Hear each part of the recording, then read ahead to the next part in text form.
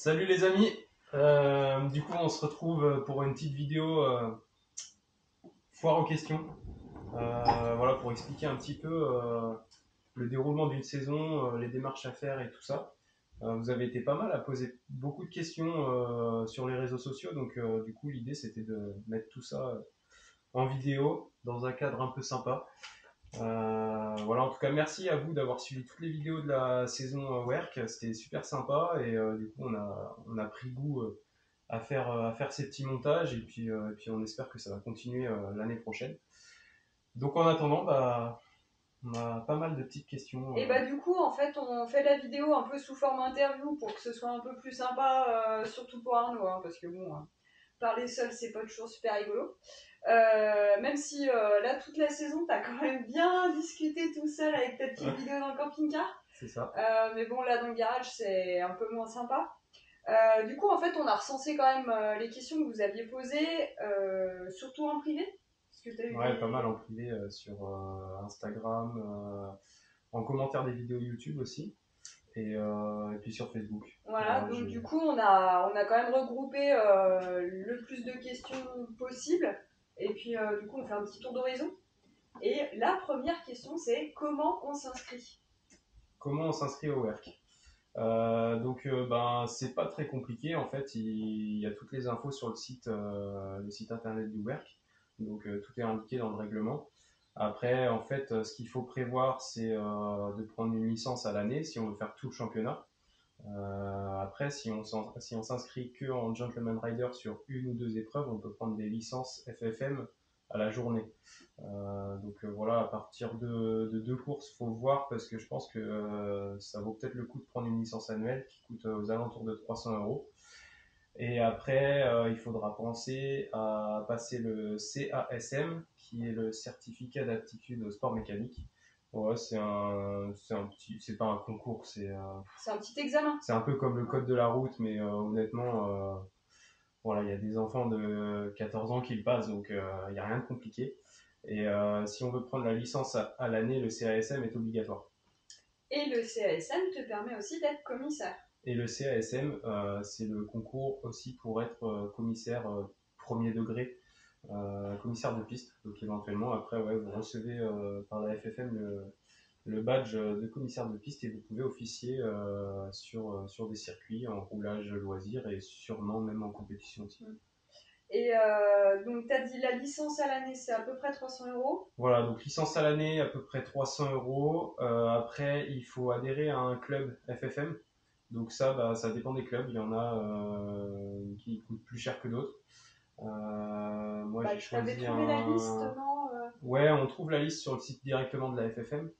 Et moi, pour le coup, je me suis affilié au club Mototeam Joker Racing. Joker, ouais.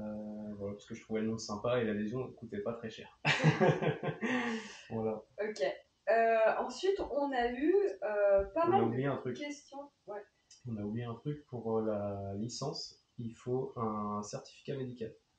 Voilà. Vous ne pouvez pas prendre votre licence, que ce soit une licence annuelle ou licence à la journée. Le certificat médical est obligatoire. Voilà. Petite dédicace à Loïc. Du coup, là, on passe à la mise aux normes de la moto. Tu as eu pas mal de questions là-dessus. Ouais. Est-ce que tu peux nous montrer du coup? Ouais, alors bon, vous pouvez prendre part au championnat avec n'importe quelle moto. Il n'y a pas de restriction d'année, ni budgétaire. Si, budget, faut pas avoir une moto qui vaut trop cher, je crois. Mais sinon, après, il faut l'équiper aux normes FFM. Donc là, on va avoir tous les systèmes de freinage. Donc c'est du fil à freiner en fait, c'est du fil de sécurité. Donc au niveau des étriers, il faut sécuriser les étriers. On va retrouver ça aussi sur tout ce qui est en lien avec l'huile moteur. Donc ici et sous le sabot, ben là on verra pas, mais il faut freiner le bouchon de vidange et le filtre à huile. Ensuite, on va avoir la protection de levier de frein qui est obligatoire. Voilà, donc Celle qui t'a bien emmerdé à l'anneau dur, hein? ouais, prenez un truc qui tient la route parce que moi j'en ai une qui m'a foutu une course en l'air parce qu'elle faisait que de se desserrer. Donc là après on va avoir La mousse à mettre dans le réservoir, donc c'est des petits cubes en mousse en fait qui sont Tu obligatoires. crois qu'on les voit là? Ouais, je suis pas sûr. Ah si. Voilà, Voilà. ben voilà. Ça c'est pour éviter en cas de chute si le réservoir se perce que ça fasse un geyser d'essence. Ça doit se terminer par une sphère. Voilà, donc là je l'ai perdu sur la dernière course, donc c'est pour ça. Ensuite, au niveau de l'échappement, les normes cette année c'était 102 décibels. Là l'année prochaine normalement ça doit passer à 95. Donc là cette année on roulait sans chicane, l'année prochaine on remettra la chicane. Après on va avoir un récupérateur de fluide. Donc là c'est pour le... Bon là j'ai enlevé les durites mais il y a la durite de trop-plein d'essence et la durite de trop-plein du vase d'expansion du radiateur qui doivent atterrir dans un récipient comme ça. Donc moi j'ai mis tout bonnement une bouteille de liquide de frein usagé que j'ai entouré de film alu pour éviter que ça crame. Voilà, voilà. Il y a le liquide de refroidissement qui doit être de l'eau. Ouais, tout à fait. Liquide de refroidissement, ça doit être remplacé par de l'eau. Alors mettez de l'eau déminéralisée, c'est mieux que de mettre de l'eau du robinet. Et puis pensez à vidanger souvent, comme ça évite que ça rouille trop vite. Ensuite, on a la dent de requin ici, qui est obligatoire. Voilà, donc ça c'est obligatoire. Le protège pignon qui est obligatoire aussi, parce qu'il y en a qui l'enlèvent sur les roues, sur les journées de roulage, mais c'est interdit. Voilà, et on a un feu arrière qui est obligatoire. Ouais. Voilà, donc Voilà. allez voir. Avec le bouton doit être sur le guidon en fait, on doit pouvoir l'allumer en roulant. Je crois que c'est tout. Après, Ah il y si, a. le sabot il doit être fermé. Ah oui. Il n'y a pas le droit d'avoir de trou dans le sabot, donc s'il y a un trou, il faut le boucher. Donc c'est un peu chiant quand on nettoie, quand on lave la moto, mais bon, c'est obligatoire parce que ça doit contenir l'huile moteur si jamais vous vidangez sur la piste.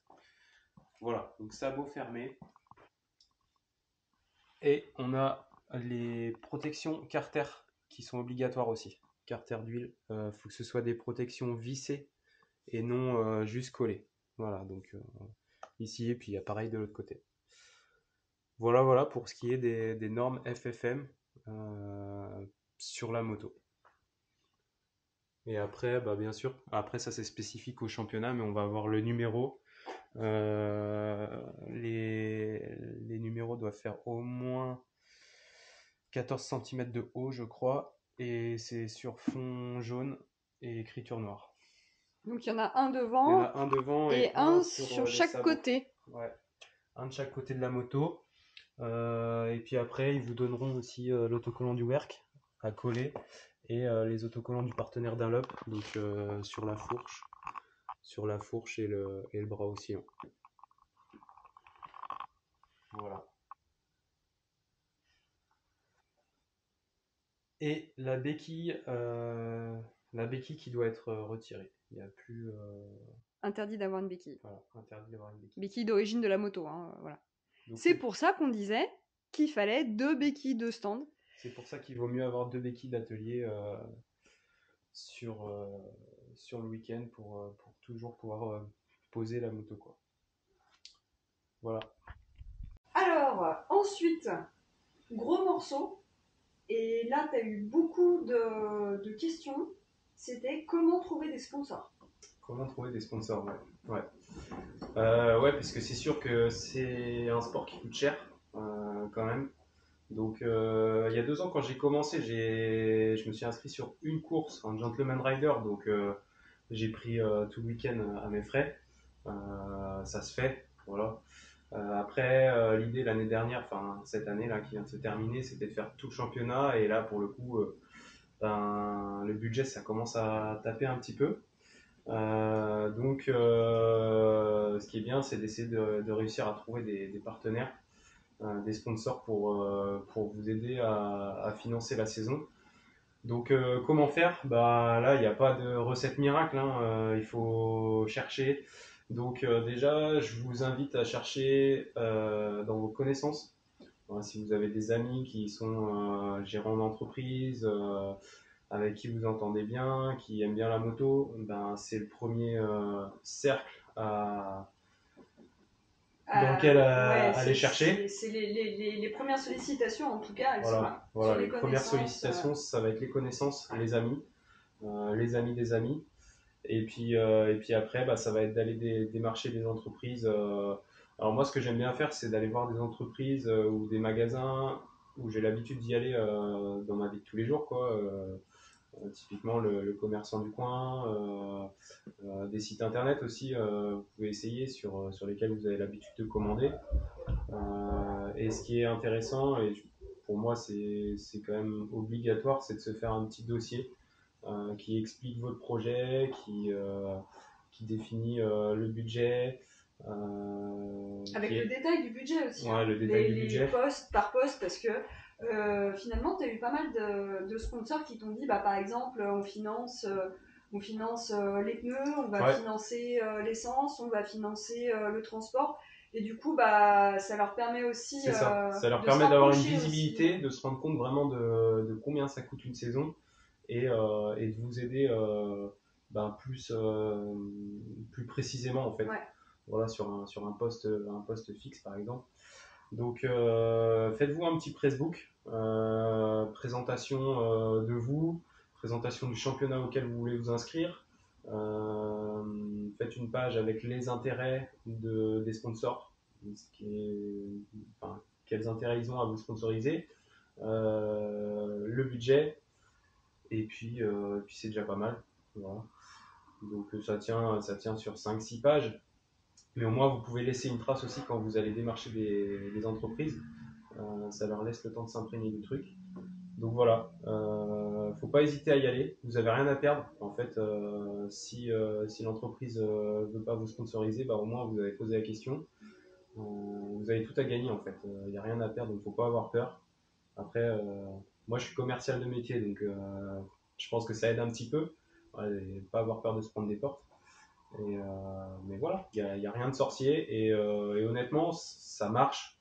Ça marche. Après, vous aurez peut-être pas tout le budget que vous êtes fixé, mais tout ce que vous pouvez récupérer, en fait, c'est bon à prendre. Que ce soit du financier ou des aides sur du Du matériel aussi. matériel, ouais. Voilà, je sais que moi, j'ai l'entrepôt de bricolage, par exemple, qui m'a aidé sur un groupe électrogène. Donc voilà, plein de petites choses comme ça. Et du coup, dans la continuité de tes sponsors, il y a la question de est-ce qu'il faut monter une asso? Est-ce qu'il faut monter une asso? Alors oui, enfin pour moi oui, il faut monter une asso. Ça va vous permettre d'avoir une certaine crédibilité en plus, d'officialiser le truc et surtout de pouvoir faire bénéficier d'une déduction d'impôt les entreprises et les partenaires que vous allez pouvoir trouver. Donc pour les professionnels, c'est déductible à 60% des impôts. Ouais. Et pour les particuliers aussi, c'est possible à 66%. Donc voilà, ça vaut le coup. Et honnêtement, je pense que en termes de gestion aussi et de logistique, après, ce sera plus simple parce que vous aurez votre compte bancaire de l'association, donc ça permet de pas tout mélanger au niveau du budget sur la saison. Parce que sinon, ça peut vite être le bordel sur les frais engendrés sur toute l'année, que ce soit sur les déplacements, etc. Du coup, derrière, bon, bah, on change quand même de sujet. On a comment se préparer physiquement aussi sur le championnat. Voilà, bah oui, maintenant qu'on a vu la préparation de la moto aux normes FFM, les modalités d'inscription, etc., on va rentrer dans le vif du sujet, vraiment le championnat en lui-même. Donc, ben, je vous déconseille de vous engager sur un championnat à la one again, hein, parce que c'est quand même un sport physique et qui demande un minimum d'entraînement. Donc, moi, personnellement, je fais beaucoup de vélo puisque je suis un ancien cycliste en compétition.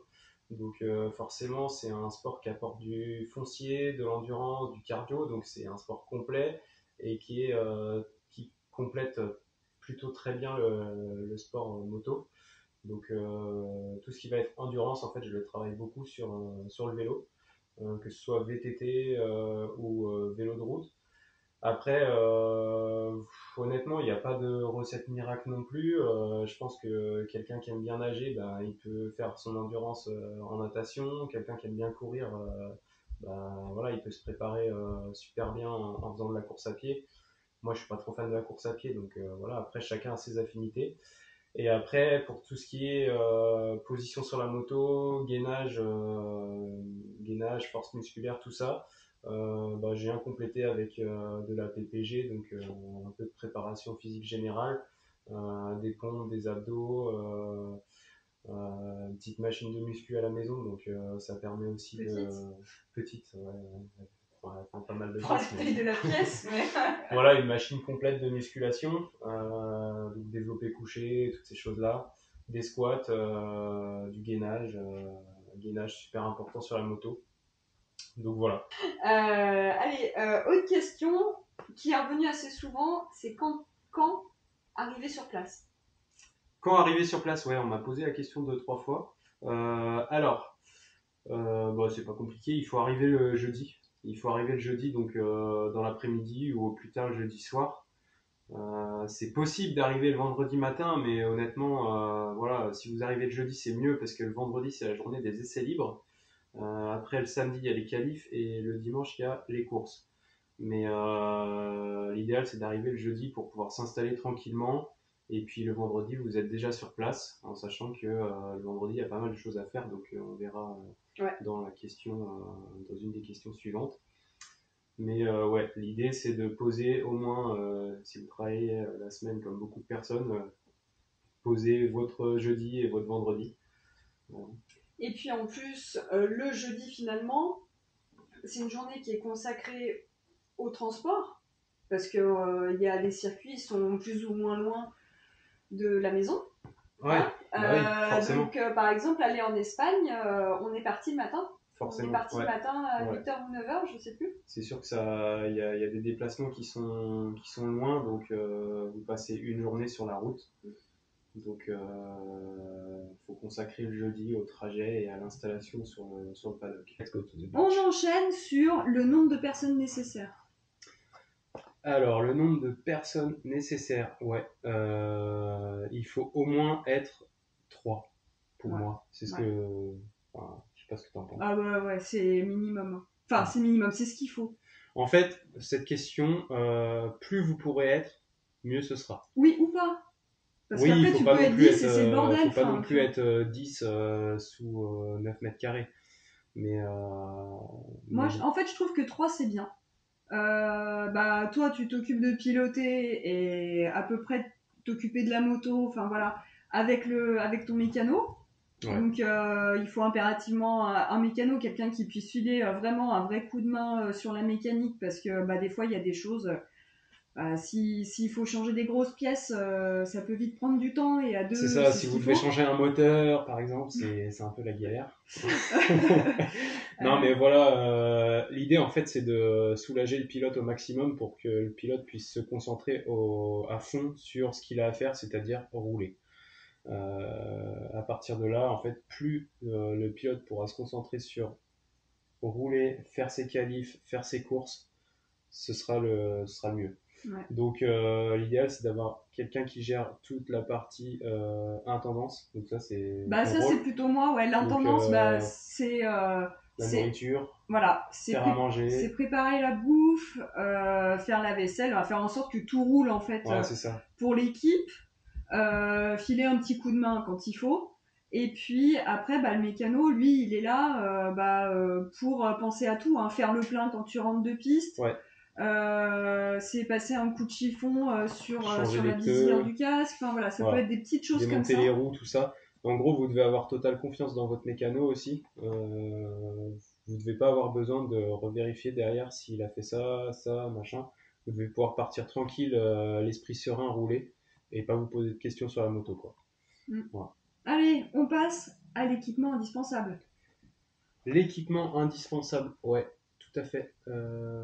Alors, il y a un peu de tout là-dedans. Ouais. On va commencer par l'équipement pilote. Tout ce que vous pouvez prendre en double, prenez-le en double. Moi, cette année, je suis parti avec 2 casques, 2 combis, 2 paires de. Bah, j'avais tout en double, hein. Deux Ouais. paires de bottes, à part la dorsale, où j'en ai qu'une, mais sinon, 2 paires de gants. Voilà. Tout ce que vous avez en double, prenez-le, parce que si vous tombez avant de passer le contrôle technique ou même pendant le week-end, et que vous arrachez votre combi, ben, si vous n'avez plus de combi, vous ne pouvez pas faire la course. Donc c'est dommage, surtout si vous avez comme moi 2 combis, bah, prenez-les. Bah, surtout, Voilà. c'est que par exemple, à Pau, t'as fait un trou dans ta combi, Ouais, c'est vrai. au niveau de la hanche. Et du coup, bah voilà, t'as pris l'autre combi pour finir le week-end parce que Voilà. c'était pas un gros trou, mais il y avait un trou quoi. Donc, Voilà, avant de la par réparer. sécurité, j'avais la 2e combi, donc j'ai pris la 2e combi. Après, équipement obligatoire, hors pilote, groupe électrogène pour l'après-grille, pour pouvoir mettre vos couvertures chauffantes en pré-grille. Chariot. Ouais. Un chariot, alors c'est un petit chariot à 4 roues que j'ai acheté chez Action, mais il y en a pas, il y en a partout, Decathlon en fond. Un petit chariot comme ça. Ça va vous permettre d'emmener tout votre matos au contrôle technique. Donc la combi, le sabot de la moto, Les béquilles les béquilles aussi pour pour la la pré-grille. pré-grille. Donc le chariot, il vous sert pour le contrôle technique et aussi pour les pré-grilles. Voilà. Tu vois quoi d'autre En en indispensable, indispensable? bah béquilles couverture, hein, parce que il y en a ceux qui sont en gentleman, il y en a certains, ils sont en pré-grille, ils ont pas les béquilles, ils ont pas les couvertures. C'est un peu dommage. Ouais, mais ça Enfin, ouais, mais c'est. ça fait quand même partie du truc. Ouais, mais après, quand tu fais de la piste, même en loisir, t'as des béquilles et des couvertures. Ouais. Donc, Mais ouais, mais je veux dire, là, la question, c'est c'est truc plus dans le sens exceptionnel. qu'est-ce qu'il faut en plus par rapport à une journée loisir, quoi. Mais ça va. Euh, une servante. Bah ouais, c'est pas obligatoire, mais par exemple, sur la première manche, j'avais pas la servante, j'avais encore ma vieille caisse à outils, et bah, c'est la seule manche où on a passé une bonne partie du week-end à bricoler. Et au final, on a passé notre temps à vider la caisse à outils pour chercher le bon outil, etc. On perd un temps fou, ça énerve tout le monde. Donc j'ai investi par la suite dans une servante, et franchement, si vous pouvez en acheter une et si vous pouvez la transporter aussi, parce qu'il faut avoir la place de la transporter, bah, je vous invite à acheter une servante. Au moins vous avez tous vos outils au même endroit, vous avez vos pièces de casse, vos pièces de rechange dans le tiroir du fond, et puis vous ne posez pas de questions. Donc la servante, c'est quand même pas mal. Après, compresseur obligatoire pour faire vos pressions plusieurs fois dans la journée, Ouais. compresseur manomètre, et Alors moi, je vois aussi d'autres choses. Ça va être un deuxième jeu de jantes pour les ouais, pluies. deuxième jeu de jante en compétition. Mm. Vous posez même pas la question. Autant en roulage loisir, On on peut peut s'en encore, passer, ouais. voilà, on peut s'en passer. Mais là, en compète, si vous devez changer les pneus parce qu'il y a une averse 10 minutes avant la course, ben, si vous n'avez pas de deuxième jeu de jante, c'est foutu, quoi. Donc, deuxième jeu de jante obligatoire. Après, nous, on a investi aussi dans une trottinette électrique. Alors, ça peut être trottinette électrique ou un petit vélo, hein, par exemple, mais c'est un Une moyen de trottinette. transport pour vous déplacer sur le paddock, parce que quand vous êtes garé de l'autre Loin. côté, ben, c'est la galère. Et encore une fois, plus le pilote va pouvoir se reposer en dehors de ses phases de roulage, bah, mieux ce sera, quoi. Parce que à Ah, puis Pau même Arnaud, nous, par exemple, on a attends. fait plein de navettes, et à la fin du week-end, j'étais claqué, quoi. Oui, bah nous, c'est pareil. Hein. Et vous aussi. Voilà. Donc, ouais, un moyen de transport, c'est bien. Mm. Ouais. Je pense qu'on a à peu près fait le tour, hein, Ah, on est pas des mal. indispensables. Compresseur, Compresseur, générateur. générateur. Bon, bah ouais. Euh, si vous pouvez avoir aussi 2 Barnum, Oui, c'est pas mal. ouais. Un Barnum, bah, c'est le minimum, de toute façon, tu es obligé d'avoir un Barnum, mais plus tu vas avoir de la place, et mieux ce sera. En gros, nous, bah, maintenant, on a le camping-car, donc on a le store, et on met le Barnum dans le prolongement du store. Ça nous permet d'avoir la moto et la servante sous le Barnum, et en gros, c'est vraiment l'espace moto, il n'y a rien d'autre. Mm. Et d'avoir sous le store l'espace vie, quoi, la table, les chaises pour manger. Ah, vas-y. Vas-y, répète. Ouais. Répète ce que Bah, t'as dit. alors, non, bah voilà, tu vois, je te disais les béquilles, c'était important. En fait, ce qui est super important, et c'est ce qu'on n'a pas fait de la saison, c'est avoir 2 béquilles arrière. Ouais. Une qui reste au stand et une qui part avec l'équipe en pré-grille ou en pit lane le temps de la course. C'est ça. Mais en fait, si jamais, je sais pas, il se passe quoi que ce soit, tu rentres au paddock. Et vous êtes en Et pré-grille nous, on avec est en la pré-grille béquille. avec la béquille. Bah, Et lui, il est obligé d'attendre avec la moto. Quand tu arrives au paddock, quand tu reviens au stand, en fait, t'as pas de béquille, donc tu es obligé d'attendre sur la moto. Voilà. Quand tu viens de te taper 20 minutes, t'as qu'une envie, c'est de descendre de la moto. Donc si vous avez 2 béquilles arrière, prenez les 2. Comme ça, vous en laissez une tout le temps au paddock et puis l'autre pour faire les allers-retours en pré-grille et au contrôle technique, par exemple. Ouais. Allez, quel est le niveau en first? Ah ouais, alors niveau en first, bah, il y a un peu de tous les niveaux. Honnêtement, les premiers ça roule très fort et les derniers... Mais il roule moins fort. Merci.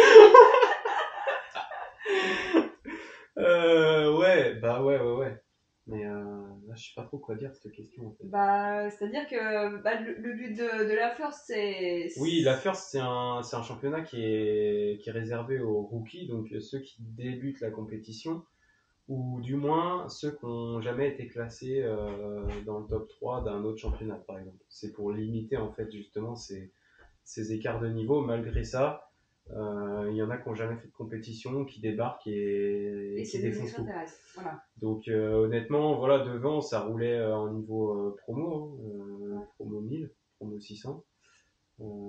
Et derrière, ben, ça roule plus doucement, enfin un rythme moins élevé.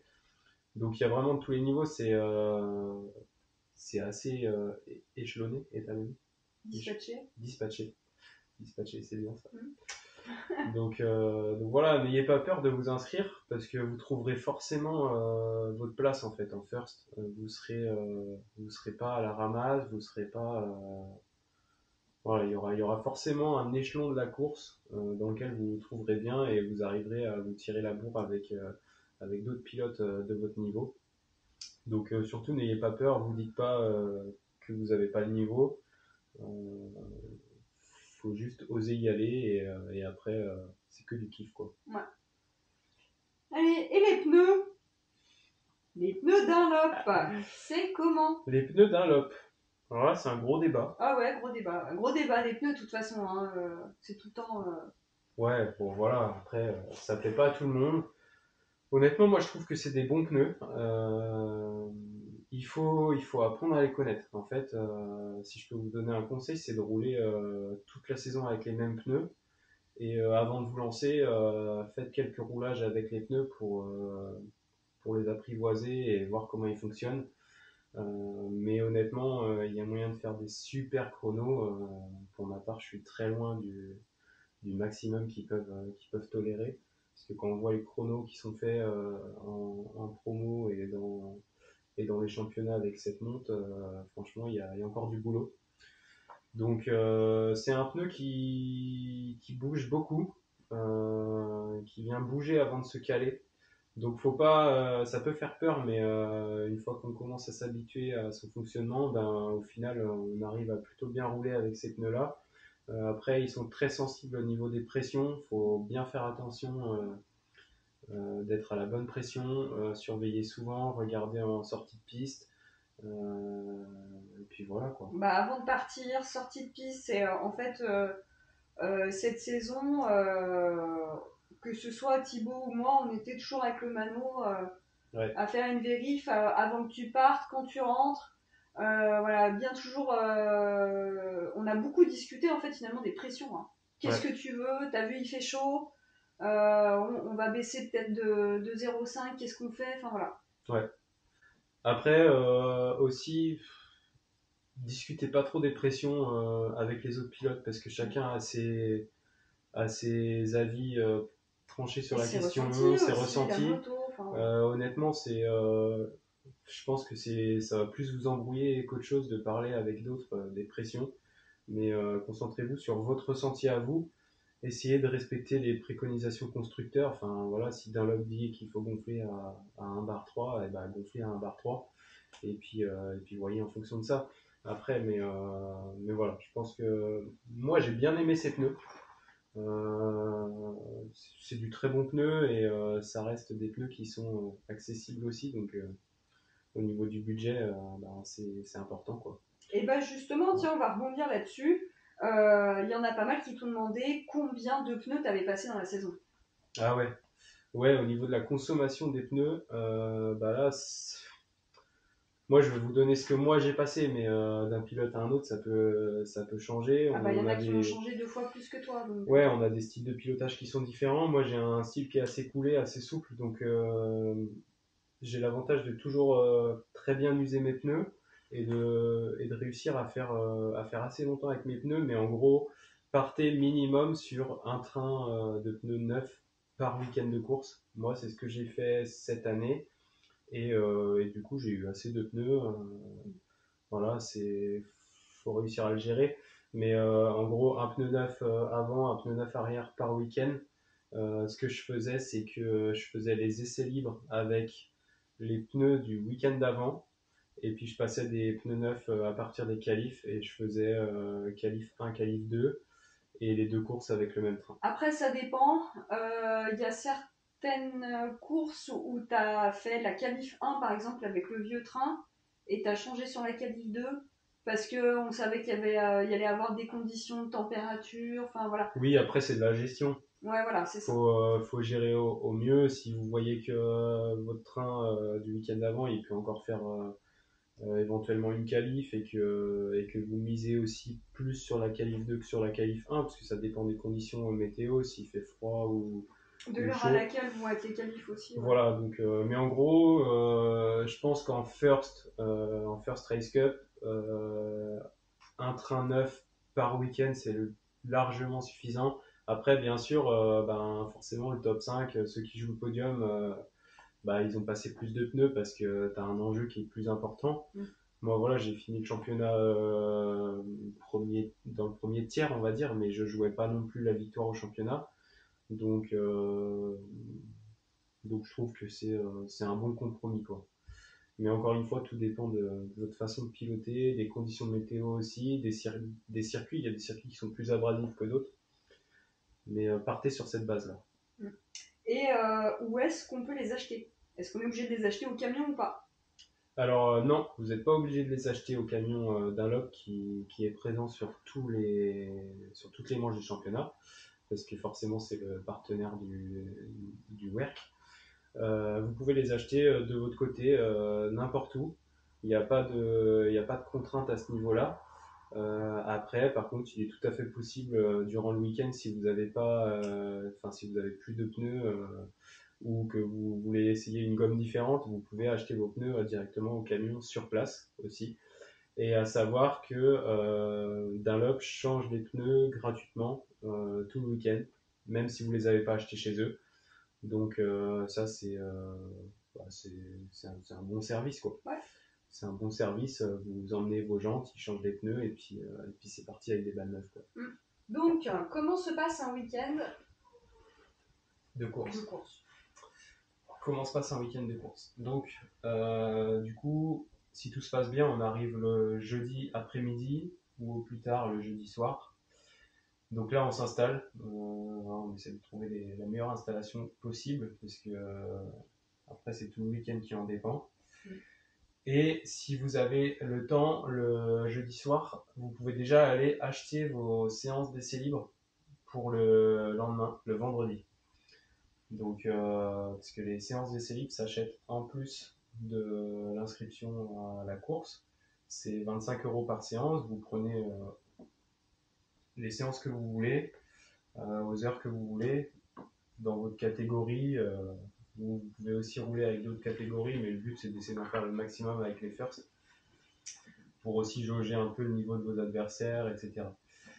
Après, donc le vendredi matin, on a le vendredi c'est la journée des essais libres du coup. Donc là, nous, ce qu'on fait, c'est que sur la première séance d'essais libres, moi je pars rouler et pendant ce temps-là, Cécile et Thibaut, vous faites... Alors nous on fait juste l'administratif. Moi je passe à l'administratif, Thibaut philo box contrôle technique. Voilà. Et on t'attend là dès que tu sors de piste. Voilà, c'est ça. L'idée, en fait, c'est de passer le contrôle technique dès ma sortie de piste de la première séance d'essai libre. Comme ça, après, c'est fait, vous êtes débarrassé parce que le contrôle technique, vous pouvez le passer n'importe quand le vendredi, au plus tard même le samedi matin. Mais mieux, enfin, plus tôt il est fait et mieux c'est. Parce que, en fait, l'avantage, c'est que si vous tombez par exemple en essai libre le vendredi après-midi et que vous n'avez toujours pas passé le contrôle technique, il va falloir que vous répariez tout ce qui a été cassé sur la moto avant de présenter la moto au contrôle technique. Donc c'est un risque de ne pas pouvoir passer le contrôle technique à temps et du coup de ne pas pouvoir faire la course. Donc nous, on a pris l'habitude de le faire dès la séance, dès la première séance d'essai terminée. Je les rejoins au contrôle technique. J'ai tout l'équipement qui est sur moi, donc du coup c'est facile de le présenter.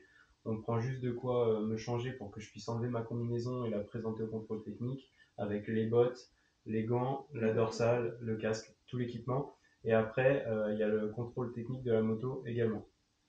Voilà. Et là, du coup, Thibaut, pendant que tu te changes, Thibaut démonte le sabot. En fait, il n'y a que ça à faire finalement. Il n'y a que ça à faire. Technique. Donc ça, c'est vite fait. Et puis finalement, le vendredi, après, c'est le gros morceau à passer. Après, que ce soit finalement la journée se passe normalement, tu fais tes séances. Oui, après au final le vendredi du coup c'est un petit peu comme une journée track day. C'est un roulage libre. Il n'y a pas de chrono, il n'y a pas d'enjeu. C'est vraiment pour prendre ses marques avec le circuit, découvrir le circuit quand on le connaît pas. Là cette année sur les 5 manches, il y en avait 4 que je connaissais pas. Donc voilà, c'est vraiment la journée pour faire des tests, essayer des trucs sur la moto et puis découvrir le circuit quoi. Voilà. Après, du coup, le samedi, jour de qualif. Après, du coup, ouais, samedi, jour de qualification. Donc en général, il y a une qualification le matin et une l'après-midi. Ça. Donc là, ça y est, les choses sérieuses commencent. Donc c'est les qualifs quoi. c'est les qualifs quoi. C'est d'être le plus rapide. Faut faire un tour chrono. Faut essayer de se trouver un tour clair. En first, c'est pas toujours évident parce qu'on est beaucoup. En tout cas cette année, on a été beaucoup. Donc il faut essayer de se trouver un tour clair pour pas être gêné et essayer de faire le meilleur chrono possible. C'est ce qui va définir votre placement sur la grille pour les 2 courses. Voilà, donc c'est quand même assez important. Et puis le samedi, à part ça... finalement, c'est presque calme. Ouais, c'est assez calme parce Sauf si tu te pètes la gueule, mais bon... Ouais. Voilà, si tout se passe bien, c'est assez calme. C'est une journée un peu stressante pour le coup. Les qualifs, je trouve ça assez stressant. Mais vous roulez pas tant que ça. Au final, vous faites 2 séances et puis le but, c'est même pas de faire les séances forcément complètes. C'est de faire un tour chrono le plus vite possible. Et puis si vous réussissez à faire ça, vous rentrez, puisque comme ça, vous abîmez pas vos pneus. Voilà. En qualif, nous, on est en pit lane avec le panneau. Ça permet de donner une info. Ça me fait penser que ça, pour moi, c'est un indispensable, le panneau. Tu trouves ça vraiment indispensable? Ouais, à Alès, tu l'as pas regardé, la seule fois que tu l'as regardé, t'as perdu 2 places. En qualif, je te parle. Ah, en qualif, ouais. Donc, petit aparté, si vous pouvez vous fournir un panneau pour communiquer vos temps sur les qualifications notamment, c'est quand même, pour moi, c'est quand même important. Je l'avais pas sur la première course et je m'en suis fabriqué un maison. Et au final, ça m'a bien aidé quand même par la suite sur le championnat. Après, oui, si tu fais qu'une course en gentleman, t'en as pas besoin, quoi. Tu fais ta course, tu donnes le maximum de toi-même et puis voilà. Il n'y a pas d'enjeu derrière au niveau du classement sur le championnat, etc. Mais après, quand tu fais tout le championnat, je trouve que c'est quand même pas mal. Voilà. Et donc, du coup, on revient à notre week-end type. Du coup, une fois que les qualifs sont faites, on arrive au dimanche. Voilà. Dimanche, jour de course. Voilà. Donc après, le samedi soir, il y a quand même le punch avec le work. Alors, déjà, vendredi soir, il y a le petit apéro. Ouais. Hein, Le petit vendredi buffet soir, il y compagnon. a... Si, on a oublié. Il y a le briefing FFM. En fait, ça va être le bordel, cette question. Ouais. Parce qu'il y a plein de trucs. Mais le vendredi, il y a aussi le briefing FFM qui est obligatoire. Donc là, c'est un briefing, voilà, avec un arbitre. C'est pas un arbitre, c'est un commissaire. C'est un commissaire. Putain, on dirait que je suis allé à aucun briefing. Non, mais si, ouais, faut bien écouter, c'est important parce qu'il vous explique comment se placer après dans les procédures de départ, etc. Voilà, donc à la sortie du briefing FFM, souvent il y avait. Donc là, on est retourné au vendredi soir. Du coup. Ouais. Donc à la sortie du briefing FFM, souvent il y avait le tour de piste à pied avec le coach Geoffroy, donc qui est pilote top niveau. Et du coup, c'est cool parce que il nous expliquait vraiment les trajectoires et tout. Ça permet de bien s'imprégner du circuit aussi. Et du coup, c'est le vendredi soir, donc c'est avant les qualifs. Donc ces conseils, ils nous servent énormément pour les qualifs, quoi. Voilà. Après le tour du circuit, il y a le buffet campagnard. Organisé par le WERC. Donc ça, c'est super sympa aussi.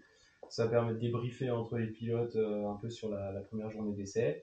Et là, du coup, on retourne au samedi. Donc on a fait les qualifs, tout ça. Fin de journée, le punch du WERC. Donc là, c'est une institution. Et honnêtement, c'est un super moment, quoi. Ouais. Tout le monde décompresse après la journée stressante des qualifs. Tout le monde se retrouve dans une bonne ambiance. Donc voilà, faut pas trop abuser du punch parce que le lendemain, il y a les courses. Voilà, et donc dimanche, jour de course. Donc en First Race Cup, il y a les deux courses qui sont le dimanche. C'est la seule catégorie où les deux courses sont le dimanche parce que sinon les autres, il y a une course le samedi et une course le dimanche. Ouais. Deux courses, donc une course le matin, une course l'après-midi. Voilà. Et là, c'est là que c'est là où tu as besoin de tes accompagnants. Ouais, c'est là que les accompagnants servent le plus. Ouais, c'est là où on court le plus aussi. On court le plus. Donc l'idée, c'est que avant chaque course, on doit aller 20 minutes avant le départ en pré-grille. Donc la pré-grille, c'est un espace juste à l'entrée du circuit, en fait. C'est un espace fermé où tous les pilotes doivent passer et s'installer 20 minutes avant le départ de la course, avant le coup de sifflet de l'arbitre, enfin du commissaire. Voilà, qui lance. Donc là, coup de sifflet, c'est le bordel. Ouais, coup de sifflet, c'est le bordel. Tout le monde enlève les coups, machin. Tout le monde enlève les béquilles. Il y a des chariots s'affole. de partout, il y a des générateurs de partout. Et là, on rentre en piste. Premier tour de formation. On s'arrête une première fois sur la ligne de départ. On repart, on fait un tour complet. Tour de chauffe. Après, on s'arrête une deuxième fois sur la ligne de départ. Et là, après, c'est le vrai départ de la course. Et boum Voilà. Et boum Voilà, pour les deux courses. Ouais. Et puis, voilà. Hein. Et puis, après, il faut tout ranger, il faut rentrer. Et après, on range tout. Et on prend la route. Voilà. Combien coûte un week-end et combien coûte une saison? Alors, là, ça va dépendre de ce que vous comptez dans le budget. Mais en gros, moi, sur la saison First Race Cup, j'ai dépensé 6700 €. Sur la saison. 6700 €. Donc. Non, mais tu nous ressors ta compta? Bah ouais. Ça fait. Je suis fatigué. Ça fait 1340 € par week-end, en moyenne. Ok. Il y a des week-ends qui vont me coûter plus cher parce que aller en Espagne, ça coûte cher. Les deux gros postes de dépenses, c'est les pneus et les déplacements. Voilà. Après. Là-dedans, il n'y a pas la bouffe. J'allais y venir. Moi, je compte pas la bouffe puisque j'estime que week-end de course ou pas, dans tous les cas, tu manges, quoi. Donc, ouais, mais on mange quand même. On mange plus. Pas mal. On mange plus, ouais. Voilà. Mais non, moi, je compte pas la bouffe dedans et je compte pas les entraînements. Oui. Après, chacun voit les choses Non, comme mais il, bon, de toute comme façon, il le c'était sent. combien ça coûte une course? Enfin, voilà, Ouais, c'est ça, le week-end de course. Oui, c'est ta vrai. C'est préparation, pas le on s'en budget. fout, voilà. Voilà, en gros, licence, inscription aux courses, pneus, déplacement, essence de la moto. L'évident, toi, t'es consommable? Oui, voilà, ouais. T'es consommable, C'est ça. voilà, t'es à 1350 balles par week-end. Ouais, en gros, ouais, c'est Voilà. ça. Comptez un bon 1000 balles, quoi, minimum. Et pour finir, pourquoi commencer avec le WERC et pourquoi commencer la First? Alors, parce que comme son nom l'indique, la First, c'est la première course. Donc, c'est un championnat, comme j'ai dit tout à l'heure, qui est réservé aux rookies. Donc, je trouve ça super sympa de commencer vraiment sur un championnat qui nous est dédié, quoi. Quand t'as pas d'expérience, que tu veux découvrir la compétition, c'est un championnat qui s'y prête vraiment bien. Il y a de tous les niveaux et surtout il y a une ambiance qui est super sympa. Nous on connaissait personne au début et puis au fur et à mesure de la saison, tout le monde se connaît, tout le monde se parle, tout le monde rigole ensemble en dehors de la course. Après en course, c'est la course quoi. Mais il y a vraiment un respect et une bonne entente entre les concurrents, les accompagnateurs des concurrents, Ouais. les Après, on tombe sur des organisateurs. Kenny, enfin, tu vois, qui se bat avec sa tante. Enfin, Voilà, bon, c'est bref, ça. On rencontre des spécimens, des sacrés spécimens tout au long de la saison, mais voilà, on s'adapte. Ouais. Donc non, ouais, c'est vraiment un super championnat pour commencer la compétition. En plus de ça, ça reste abordable malgré tout, puisque Ouais, finalement, l'un dans l'autre. puisque voilà, déjà les frais d'inscription, ça coûte pas forcément super cher au final quand tu compares à des journées loisirs où tu vas payer 150 € ta journée. Là, tu payes 250 € pour un week-end de course. Donc c'est raisonnable. En termes de pneumatiques, comme tout le monde a les mêmes et tout le monde roule en D212, donc c'est pas des pneus qui coûtent, ça coûte cher, mais c'est pas ce qui coûte le plus cher. Non, Donc puis en ça plus, limite aussi t'as la liberté de les acheter à qui tu veux, Ouais, de tu peux les acheter négocier où tu ton veux. tarif, enfin voilà quoi. Donc ça limite au maximum les coûts et ça permet d'avoir une première expérience en compétition dans une bonne ambiance et sans forcément un stress énorme.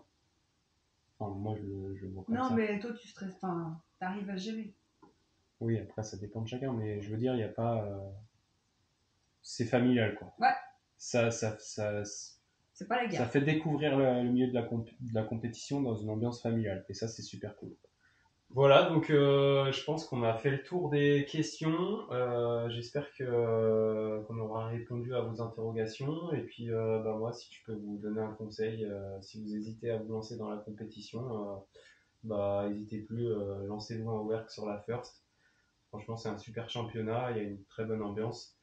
Vous ne regretterez pas. Et moi, pour le coup, l'année prochaine, c'est promotion 1000. Voilà, donc je continue avec le work. Et puis on essaiera de continuer les petites vidéos comme ça. Ouais. Et puis normalement, on va continuer aussi avec Thibaut. Normalement, on continue aussi avec Thibaut qui est mon assistant mécano. Donc voilà, ça s'est super bien passé cette année. Et normalement, il devrait être avec nous aussi l'année prochaine. Ouais, on garde la même équipe. Voilà. Change pas une équipe qui gagne. Et ça, c'est cool. Et merci à vous de suivre les vidéos. N'hésitez pas à mettre des petits commentaires. Reposer des questions parce que. Reposer des questions parce qu'on en a sûrement oublié. Mais voilà, n'hésitez pas. Et puis partagez aussi les vidéos. Et puis à bientôt. C'est la préparation de la moto. Donc, puisqu'il y a des préparations spécifiques à faire pour la mettre aux normes de la FFM et compétition.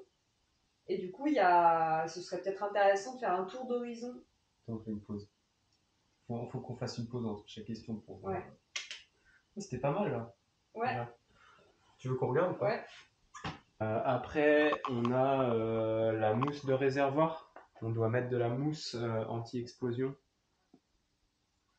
Désolée, ouais, mais tu vas avoir la dent de requin à montrer aussi. Ouais, mais on s'en fout. Ok. On enchaîne? Ouais, de toute façon, tu couperas.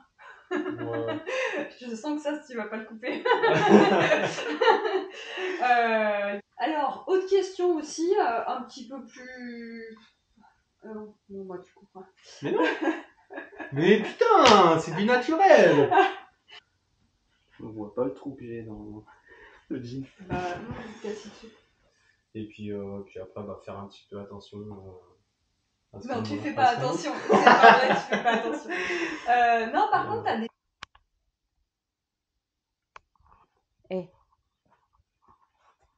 Vous dites pas. Ça, c'est important aussi. Hein? Un deuxième moteur. Bon, celui-là, il est encore mort. Il faudrait qu'il le répare. Ça peut être important. Ça peut sauver un week-end. T'en as mis partout, mon frère. De quoi? Du café, là.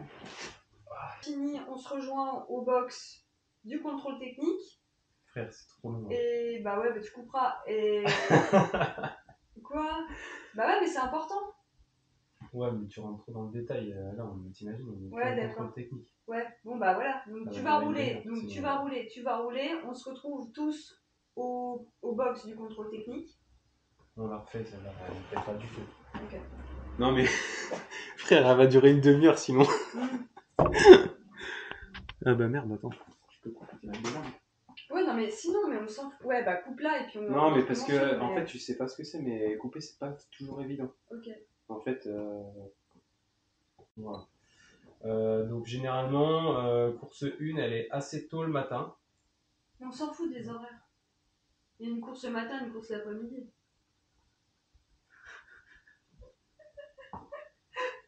Ah bah regarde pas que ça. Tu vas pas Dimanche, prendre une. Hein. jour de course.